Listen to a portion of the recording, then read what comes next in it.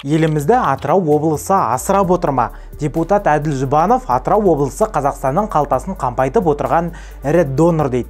Бұл рас па? Бірге тексерейік.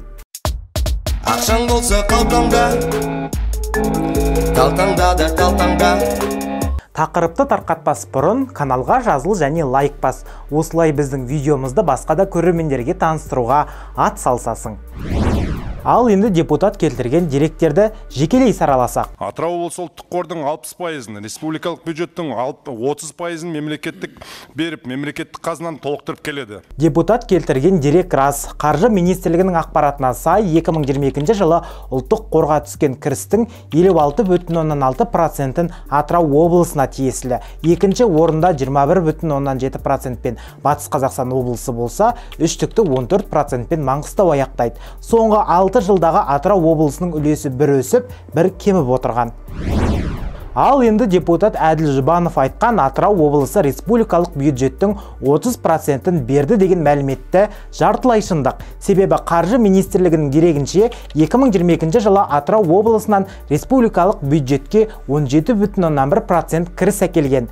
Кіріс бойынша 28,3%-пен Алматы қаласы алғашқы орында болса, Астанада бұл көрсеткіш 13,8%-ке жеткен. Атырау облысы кейінгі 6 жылдағы республикалық бюджетте ең көп кірісті 2019 жылы әкелген. Ал енді депутат айтқан келесі деректі талдасақ. Атырау облысы жергілікті бюджет есебінен бюджеттік алымдар беру бойынша бірінші орында, ал облысқа берілетін нысаналы даму трансферттері бойынша 12-ші орында. Депутат бұл дерегінде де шындықты айтты. Қаржы министрлігінің дерегіне сай 2022 жылы жергілікті бюджет есебінен республикалық бюджетке алымдар беру бойынша Атырау облысы 220 миллиард теңге көлемінде қаржы алып, алғашқы орында тұр. Ал трансфер етті бойынша 12-ші орында емес 6-ші орында тұр. Облысқа 57 миллиард теңге бөлген. Трансферті бойынша 140 миллиард теңге Түркістан облысына, 138 миллиард теңге Астанаға және 74 миллиард теңге Шымкент қалаларына бөлген.